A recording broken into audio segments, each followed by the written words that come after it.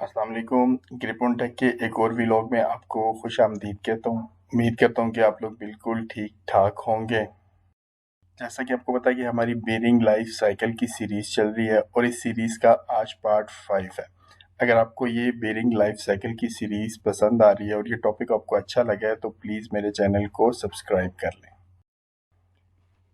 ये हमारा overall grip on take का एक बेरिंग लाइफ साइकिल है जिसमें हम लोगों ने डिस्कस किया कि बेरिंग को ख़रीदा कैसे जाता है। ख़रीदने से लेकर उसकी लाइफ में जितने भी स्टेप्स आते हैं उनको हम बारी बारी सब डिस्कस करेंगे। और अगर मैं आपको हाइलाइट्स दूँ अपने प्रीवियस व्लॉग्स की कि हम लोगों ने पहले क्या कुछ डिस्कस कर चुके हैं, तो सबसे पहले हमने पार्ट 1 में देखा कि बाया बेरिंग बेरिंग को ख़रीदना कैसे है, उसकी जर्नल इंस्ट्रक्शन हमने देखी और टेक्निकल इंस्ट्रक्शन हमने देखी।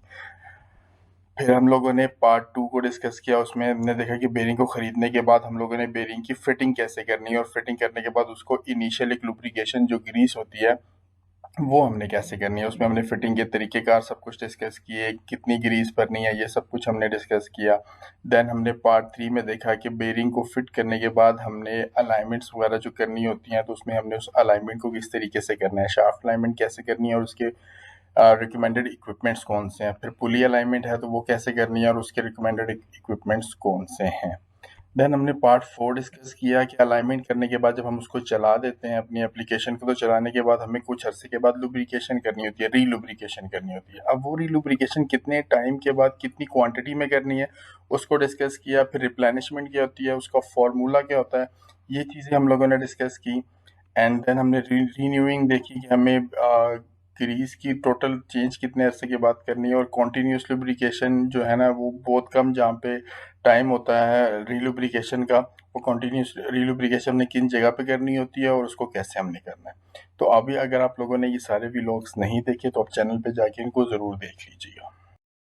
आज जो हमने डिस्कस करना है वो है बेसिक कंडीशन मॉनिटरिंग है। यहाँ से हम लोग बाया बेरिंग से स्टार्ट हुए थे, अब हम बेसिक कंडीशन मॉनिटरिंग पे हैं कि हम लोगों ने बेरिंग को चेक कैसे करना है जब वो चल रहा होता है ड्यूरिंग रनिंग। थोड़ा सा मैं आपको कंडीशन मॉनिटरिंग देता हूँ कि ये कंडीशन मॉनिटरिंग आई कैसे। सबसे पहले ये बेसिकली मेंटेनेंस एक टेक्निक है। सबसे पहली जो मेंटेनेंस होती थी ना वो होती थी रन टू फेलियर, जो सबसे पुराने दौर में यूज होती थी। कोई भी इक्विपमेंट आप लोगों ने लगा लिया, इंस्टॉल कर लिया और उसको उसके बाद तभी पूछना है जब वो बंद हो जाता है, वो टूट जाता था, तो उसको रन टू फेलियर कहा जाता। तो यहाँ पर मेंटेनेंस कॉस्ट बहुत ज्यादा थी क्योंकि जब वो इक्विपमेंट टूटता था तो वो अपने साथ दो चार चीजें और भी लेके ही जाता था। देन फिर जैसे जैसे डेवलपमेंट हुई, न्यू इंजीनियर्स आए, इंजीनियर्स ने जो है ना वो डेवलपमेंट की, तो एक और मेंटेनेंस इंट्रोड्यूस होगी, उसको बोलते थे प्रिवेंटिव मेंटेनेंस। अभी भी बहुत जगह पे यूज हो रही है। इसमें क्या होता था कि स्केजुलिंग होगी कि आपने कोई इक्विपमेंट लगाया, कोई बेरिंग, कोई कपलिंग, कोई पुली, कोई मोटर, तो उसको आपने स्केजुअल कर लिया कि अब मैं इसको 16 ऑफ अगस्त 2023 को मैंने इसको चेंज कर देना है। तो ये उसकी एक स्केजुअलिंग होगी। उससे से क्या होता कि वो चीज़ पहले ही चेंज हो जाती थी, जो उसके साथ इजाफी चीज़ें टूट रही थी वो टूटना बंद होगी। देन फिर और डेवलपमेंट हुई तो प्रिडिक्टिव मेंटेनेंस आ गई। अब प्रिडिक्टिव मेंटेनेंस क्या होती है, टोटल कंडीशन बेस होती है। आपने प्रिडिक्ट करना है, आपने चेक करना है, आपने कंडीशन उसकी असेस करनी है। वहां पर अगर कोई भी चीज आपको फिशी नजर आती है, कोई भी प्रॉब्लम नजर आती है, आप उसी वक्त उसको ठीक कर लें, या अगर वो ठीक होने वाली नहीं है तो स्पेसिफिक उसी पार्ट को आप लोग चेंज कर लें। इससे क्या होगा कि आप लोगों की जो डाउन टाइम है वो भी कम होगा और आपकी मेंटेनेंस कॉस्ट भी जो है वो कम होगी। तो इसी प्रिडिक्टिव मेंटेनेंस को आज हम डिटेल में डिस्कस करना है। अब कंडीशन मॉनिटरिंग बेसिकली होती क्या है। कंडीशन मॉनिटरिंग एक, देखिए कोई भी चीज जब फेल हो रही होती है ना, उसमें पहले उसकी एक वार्निंग जरूर देता है वो फेल से पहले, फेलियर से पहले। अब यहाँ पे मैं एक छोटी सी एग्जांपल देता हूँ। ये देखिए, ये एक शिप है, ये जा रहा है, इसमें ये क्रैक आया है। अब अगर हम इसको रेगुलरली कोई चेक कर रहा होता कि हर 100 किलोमीटर के बाद या इतने टाइम के बाद इसको कोई चेक कर रहा होता, तो ये इस कंडीशन से बच जाता। यहीं पे इसको कहीं किसी भी करीब के जो है ना वो पोर्ट पे लेके जाके, साहिल पे लेके जाके इसकी मेंटेनेंस कर देते। लेकिन इंस्पेक्शन नहीं की, कंडीशन मॉनिटरिंग, कंडीशन हालत मॉनिटरिंग चेक करना, तो इसकी कंडीशन मॉनिटर नहीं की गई और रिजल्ट क्या हुआ कि ये जहाज डूब गया और स्क्रैप हो गया। अब इसको एक छोटी सी इंस्पेक्शन से इस बड़े हादसे से बचा जा सकता। तो बेसिकली यही है कंडीशन मॉनिटरिंग। अब लोगों ने कंडीशन मॉनिटरिंग में करना क्या, बेसिकली ये तीन चीजें हैं। जनरली ये तीन चीजें हैं बेसिक, जिनको आप लोगों ने चेक करना है। Number 1 temperature, number 2 noise, number 3 vibration. इन 3 चीज़ों को अगर आप लोगों ने चेक कर लिया, आपकी कंडीशन मॉनिटरिंग प्रॉपर है और इनके अपने-अपने इक्विपमेंट्स भी हैं। उनको भी हम आगे डिटेल से देखेंगे भी। तो हम वन बाय वन इनको डिस्कस करते हैं। पहले हम देखते हैं टेम्परेचर को कि टेम्परेचर क्या होता है। जब मैं अपनी इंडस्ट्रीज़ में ट्रेनिंग करवा रहा हूँ, ट्रेनिंग कंडक्ट कर रहा हूँ, तो मुझे लोग अक्सर जो है ना वो बहुत क्वेश्चन पूछते हैं। कहते हैं यार कि बेयरिंग का नॉर्मल टेम्परेचर क्या होता है? कितने टेम्परेचर पे बेयरिंग को चलना चाहिए? तो मैं हमेशा उनसे यही कहता हूँ कि बेयरिंग तो आपका -50 से 250 तक भी जाता है, 350 तक भी जल सकता है, 300 तक भी जा सकता है। जो टेम्परेचर होता है वो बेसिकली आपकी एप्लीकेशन का होता है कि आपकी अब कुछ मोटर्स हैं वो 60-70 पे चल रही होती हैं, कुछ मोटर है वो 100 पे भी चल रही होती हैं। अब ये दोनों ही नॉर्मल है, 100 वाली के लिए 100 नॉर्मल है और 60 वाली के लिए 60 नॉर्मल है। आपने ये देखना है कि आपकी उस इक्विपमेंट का ओईएम ने रिकमेंडेड टेम्परेचर क्या बताया है कि इससे इस रेंज में उसका रिकमेंडेड टेम्परेचर है, उसके लोड के हिसाब से होता है। बेरिंग का जो है ना वो उसका काफ़ी सारे फैक्टर होते हैं उसमें, उसका टाइप होती है, उसका लोड होता है, उसकी ग्रीस होती है और ओरिएंटेशन होती है। उस ओरिएंटेशन के हिसाब से उसका एक नॉर्मल टेम्परेचर डिसाइड कर लिया जाता है। अब जैसे अगर वो 50 से 100 के दरमियान टेम्परेचर है तो आपने इसी में रखना है। अगर वो 50 से कम जा रहा है तब भी प्रॉब्लम होगी, 50 से ज़्यादा जा रहा है तब भी प्रॉब्लम होगी। अब आपको कैसे पता चलेगा ये टेम्परेचर? के पास टेम्परेचर गन होनी चाहिए, इजीली मार्केट में अवेलेबल होती है, आप खरीद सकते हैं। टेम्परेचर गन के साथ टेम्परेचर चेक करिए। देखिए लेज़र बेस्ड होती है, ये इसकी लेज़र यहाँ पे आपने लगाई ड्राइव एंड साइड पे मोटर की और इसने आपको बता दिया कि ये 43.9 इसका टेम्परेचर चल रहा है इस वक्त। आप देखें यहाँ पे 114.6 है इसका टेम्परेचर और यहाँ पे ये लेज़र ड्राइव एंड साइड पे लगी है उसकी, तो ईजिली आपको बता सकते हैं। तो नंबर 1 अपने टेम्परेचर चेक करना है, अपने ओईएम के अकॉर्डिंगली जो भी वहाँ पर नॉर्मल चल रहा है और आपके पास टेम्परेचर गन होनी चाहिए। सेकेंडली उसका नॉइज़ होता है, साउंड होता है।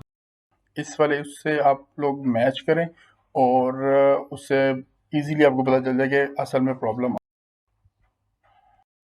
एंड देन तीसरे नंबर पे वाइब्रेशन है। अब वाइब्रेशन क्या होती है? किसी भी मैकेनिकल प्रॉब्लम जो होता है ना उसकी वजह से हमें वाइब्रेशन फेस करनी पड़ती है। अब वो चाहे उसके फीट हो, चाहे उसकी इम्बैलेंसिंग हो, चाहे वो उसकी मैकेनिकल लूजनेस हो, चाहे मिसअलाइनमेंट हो, तो इस वजह से आपको वाइब्रेशन फेस करनी पड़ सकती है उसमें। अब आपने उसको चेक कैसे करना है? अब वाइब्रेशन का नुकसान क्या है? वाइब्रेशन की वजह से एक फटीग लोड पड़ता है उसके ऊपर, बेयरिंग के ऊपर और डिफरेंट इक्विपमेंट के ऊपर। वो फटीग लोड अकोमोडेट करने की लेवल होता है, उससे ज़्यादा अगर वो फटीग लोड पड़ेगा तो वो इक्विपमेंट ब्रेक हो जाएगा आपका।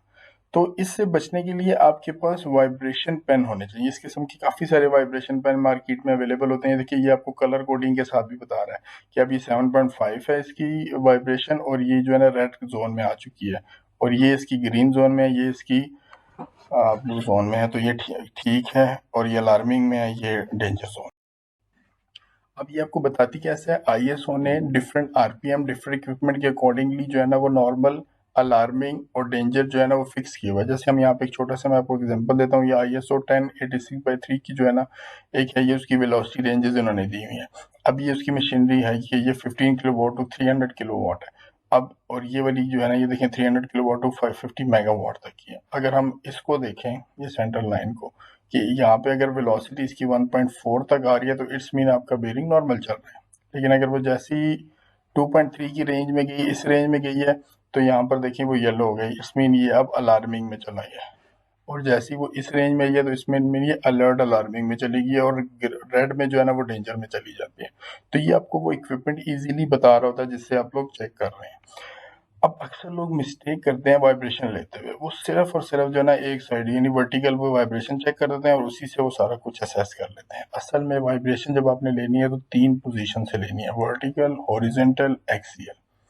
अब देखिए अगर जब आप हॉरिजेंटल यहाँ से वाइब्रेशन लेते हैं और वो आपको बताता है कि यार आपकी वाइब्रेशन जो है ना वो 2.3 मिलीमीटर पर सेकेंड आ गई है, तो उससे आपको पता चलेगा कि आपका इम्बैलेंस है। अगर वो यहाँ पे ज़्यादा आ रही है तो आपने उसकी इम्बैलेंसिंग को सिर्फ देखना है, बाकी चीज़ों को भूल जाए कि बेरिंग ख़राब है, ये है, वो है, आपने इम्बैलेंसिंग को देखना है। अब अगर वर्टिकल आप वाइब्रेशन लेते हैं और वो आपको बताता है कि यार वो वाइब्रेशन 3.5 आ रही है आपकी, तो 3.5 का मतलब है कि ये अलर्ट डेंजर में चली गई है। तो आपने वर्टिकल में अगर वो बता रही है तो आपने क्या देखना है? मैकेनिकल लूजनेस होती है। वर्टिकली अगर प्रॉब्लम आ रही है तो मैकेनिकल लूजनेस होती है।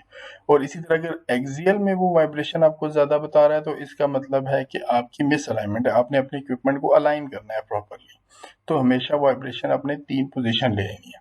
अब ये साउंड और टेम्परेचर और वाइब्रेशन, ये 3 इक्विपमेंट होने चाहिए आपके पास। इसको आपने एक पेपर में एक एक्सेल की शीट बना लें, वहाँ पर आपने इसको रिकॉर्ड करना है प्रॉपर्ली।